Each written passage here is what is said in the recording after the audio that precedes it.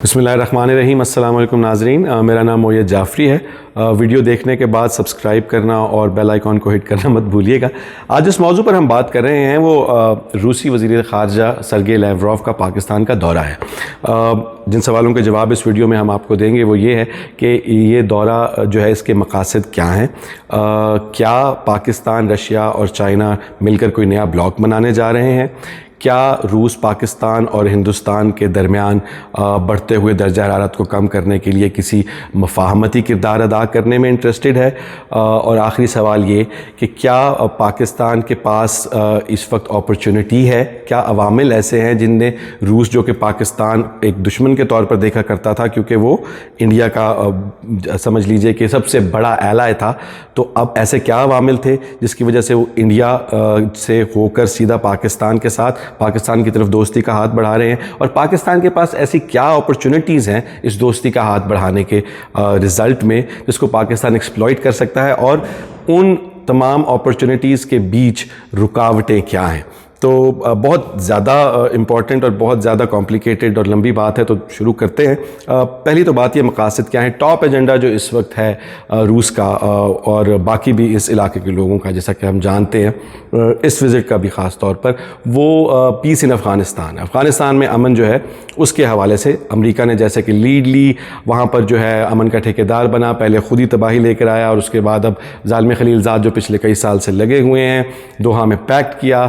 और अब जो है जो बाइडन उस पैक्ट से पीछे हट रहे हैं, फ़ौजें निकालने के ख़िलाफ़ हैं। रशिया ने इस हवाले से एक लीडिंग रोल लिया। 2016 में रशिया ने ट्रॉइका की मीटिंग की, इंडिया को नहीं बुलाया, ये कहकर कि इंडिया का अफ़गानिस्तान के मामलात में इतना कोई कलीदी किरदार नहीं। चाइना और पाकिस्तान जो कि हमसाए हैं, इसलिए पाकिस्तान, चाइना और रूस ने मॉस्को में ये मीटिंग 2016 में की। अब पिछले माह जो है ट्रॉइका की, एक्सटेंडेड ट्रॉइका की मीटिंग हुई जिसमें पाकिस्तान, चीन और रशिया के अलावा अफ़गानिस्तान से तालिबान और काबुल हुकूमत और अमेरिका से ज़ालिम खलीलज़ाद को भी बुलाया गया। तो बुनियादी तौर पर जो है, और अब आगे जो है टर्की में इस्तांबुल जो एक में एक और इस हवाले से बात करें जिसमें भी रशिया का एक कलीदी किरदार है। तो ये एक मेजर वजह है जिसकी वजह से वो लैवरोव पाकिस्तान में वज़ीर ख़ारजा से भी मुलाकात करेंगे और वज़ीर आज़म से भी मुलाकात करेंगे, सिपह सलार कमर जावेद बाजवा से भी मुलाकात करेंगे, और बेहतरी की तरफ अफ़गानिस्तान में एक सस्टेनेबल पीस के लिए जिसमें तमाम पार्टीज़ ऑन बोर्ड हों जो है उसको आगे लेकर चले। रशिया अभी पिछले दिनों अमेरिका के साथ जो है अफ़गानिस्तान के मामले पर इख्तिलाफ़ राय भी कर चुका है। सरगेई लैवरोव ये कह चुके हैं पाकिस्तान और इंडिया के दौरे से पहले कि अमेरिका जो है वो अफ़गानिस्तान में पीस के, अफ़गानिस्तान में अमन के मामले को इस वजह से सही से हल नहीं करना चाह रहा क्योंकि वो काबुल हुकूमत को बचाना चाह रहा है, वो हुकूमत जो पिछले कई साल से अफ़गानिस्तान में अमन कायम करने में कासिर रही है, और इस वजह से जो है वो अमन का जो पूरा प्रोसेस है, पीस प्रोसेस है, वो आगे नहीं बढ़ पा रहा। और रशिया जो है वो इस मामले में अफ़गानिस्तान में एक इंटरिम गवर्नमेंट चाहता है जिसके बाद सारे मामलात हों। अमेरिका इसके ख़िलाफ़ है और ऑब्वियसली जो है अशरफ गनी जो वहाँ के प्रेसिडेंट हैं वो भी इसके ख़िलाफ़ हैं। खैर, एक बात ये हो गई अफ़गानिस्तान का मामला। दूसरी जो बड़ी बात, जो सवाल पूछा जा रहा है वो ये कि क्या पाकिस्तान और इंडिया के बीच बढ़ता हुआ दर्जा हरारत जो है उसको कम करने के लिए रूस कोई मफाहमती किरदार अदा करना चाहता है। इस बात की पॉसिबिलिटी है, मगर उस किरदार की नौइयत क्या है इसके बारे में जानना बहुत ज़रूरी है। माजी में भी सोवियत यूनियन ने पाकिस्तान और इंडिया के बीच जो ताशकंद मुआहदा 1965 की जंग को ख़त्म करवाने वाला मुआहदा था, ताशकंद मुआहदा, वो भी सोवियत यूनियन जो उस वक्त रशिया जो हुआ करता था उसने करवाया था। तो इस बात की पॉसिबिलिटी है कि शायद वो इंडिया से आ रहे हैं, पाकिस्तान कोई मुफाहमती पैगाम हो या कोई इस तरह का कोई मैकेनिज़्म हो जिसकी वजह से जो पाकिस्तान और इंडिया इस्तेमाल करके मामलात को ठंडा करके बेहतरी की तरफ आगे चल सकें। मगर कोई बड़ा मेजर क्लियर मीडिएशन रोल इसलिए मुमकिन नज़र नहीं आता क्योंकि उसकी दो वजूहात हैं। एक तो मेरी जब जो पाकिस्तान में रूस के एम्बेसडर हैं उनसे बात हुई थी तो उन्होंने ये कहा था कि रशिया उस वक्त तक पाकिस्तान और इंडिया के मामलात में दखल अंदाजी या मीडिएशन या मफाहमत का रोल अदा करने में इंटरेस्टेड नहीं है जब तक दोनों ममालिक ओपनली रशिया को इस चीज़ की रिक्वेस्ट ना करें। ایک تو بات یہ ہو گئی. دوسری بات یہ ہے کہ انڈیا گاہے گاہے جب ٹرمپ نے بھی آفر کی تھی بہت کلیئرلی کہہ چکا ہے کہ وہ کشمیر کے معاملے پر پاکستان اور انڈیا کے بیچ کسی تیسری پارٹی کی میڈیشن کو قبول نہیں کرے گا. تو اگر اس کو پریسیڈنس کے طور پہ لیا جائے تو پھر بھی یہ رول جو ہے ایک ایز اے میجر میڈیشن کا رول ادا ہوتے ہوئے نظر نہیں آتا. اب اگلی بات کرتے ہیں کہ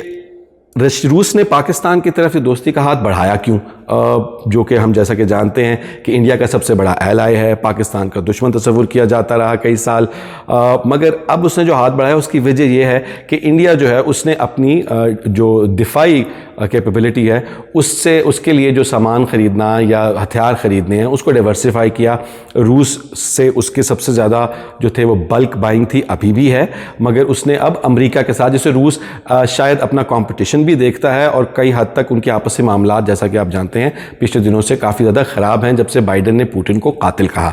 تو روس جب انڈیا جو ہے وہ امریکہ کے قریب ہونے لگا تو اس کے بعد سے ان کے آپسی معاملات تعلقات میں تھوڑا سا تناؤ آیا. پھر انڈیا نے کوآڈ کا حصہ بنا جو کہ ایک بلاک ہے سیکیورٹی اور ڈیفنس کوآپریشن کا، دفاعی کوآپریشن کا، جس میں امریکہ ہے اور اس کے دو پٹھو ہیں آسٹریلیا اور جاپان جو اس کے ٹاپ ایلائز ہیں، اور چوتھا ملک اس میں انڈیا ہے. تو یہ بھی بات روس کو کوئی بہت زیادہ جچی نہیں، اس لیے روس نے یہ فیصلہ کیا کہ پاکستان کے ساتھ بھی ریجن میں جو اور ممالک ہیں ان کے ساتھ تعلقات کو بہتر بنایا جائے، اور یہ جو ایک سوچ ہے کہ جی کون کس کا دشمن اور کون کس کا دوست، اس کو جو ہے وہ ختم کیا جائے. شاید اس کی ایک مقصد یہ بھی ہے کہ انڈیا کو جو ہے وہ تھوڑا سا ایک تنکا دینا، یا انڈیا کو اس بات کا احساس دلانا کہ اگر وہ اپنا رخ بدل سکتا ہے تو روس بھی اپنا رخ بدل سکتا ہے. یہ بھی ہو سکتے ہیں.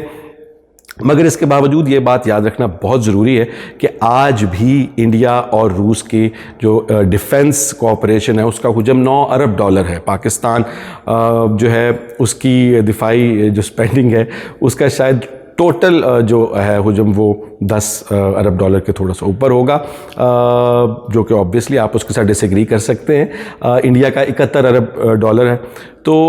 اس میں سے $9 ارب کی جو ہے بہت بڑی مارکیٹ ہے. انڈیا بہت بڑا ملک ہے، آج بھی ان کی ٹریڈ اس طرح، ڈیفنس کوآپریشن اس طرح سے ہے. S-400 ڈیفنس سسٹم بھی انہوں نے ابھی امریکہ کی مخالفت کے باوجود تقریباً $5.5 ارب کا ان سے خریدا. اب ان سارے معاملات کے باوجود پاکستان کے پاس اپرچونٹی کیا ہے؟ پاکستان روس کے ساتھ دفاعی تعلقات پاکستان کے ریوائیو ہوئے 2014 میں. پاکستان اس بات کو نہیں مانتا، مگر رشین سائڈ سے یہ بات تھی کہ سوویت یونین کے بعد ٹوٹنے کے بعد پاکستان پر انہوں نے ہتھیار اور یہ مطلب ڈیفنس کی چیزیں خریدنے پر ایک پابندیاں کچھ لگائی ہوئی تھیں جو 2014 میں ہٹی پاکستان کی حکومت کے بات چیت سے، اور پاکستان نے 2015 میں ان سے 4 اٹیک ہیلی کاپٹرز خریدے اور کچھ اور بھی جو ہیں وہ میکینیکل ملٹری ایکوپمنٹ جو ہے اس حوالے سے بات چیت ہوئی. 2018 میں 2019 میں یہ بات چل نکلی حلقوں میں، خبر کے حلقوں میں گرم تھی کہ شاید پاکستان روس کے ساتھ $9 ارب کا دفاعی معاہدہ کرنے جا رہا ہے، جو کہ خیر عقل کو دنگ کرنے والی بات ہے کہ $9 ارب پاکستان اس وقت جو ہے وہ کہاں سے لے کے آتا شاید، مگر اس بات کی کوئی تصدیق نہیں ہو سکی. البتہ اس بات کی تصدیق ہمارے مختلف ذرائع نے کی کہ تقریباً 2.3 سے 2.5 ارب کی ایک بائنگ لسٹ پاکستان نے روس کو دی ہے ان آئٹمز کے، ان ڈیفنس کی چیزوں کے حوالے سے جو پاکستان اس سے خریدنا چاہتا ہے، which makes a lot of sense as well. اس کے علاوہ پاکستان کی معاشی روس کے ساتھ کیا اپرچونٹیز ہے؟ پاکستان کے اندر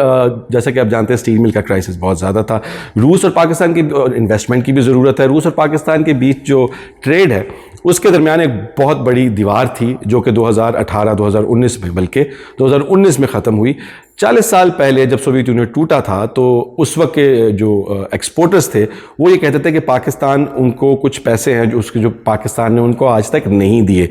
شاید یہ بات آپ نہ جانتے ہو. تو 40 سال کے بعد پاکستان نے 2019-20 دسمبر جنوری میں ان کو وہ اماؤنٹ فائنلی دے دی جو کہ قریباً $14.5 ارب بنتا ہے. تو وہ ان کو دینے کے بعد اب پاکستان اور روس کے بیچ تجارت، ٹریڈ اور انویسٹمنٹ کے راستے بھی کھل گئے ہیں.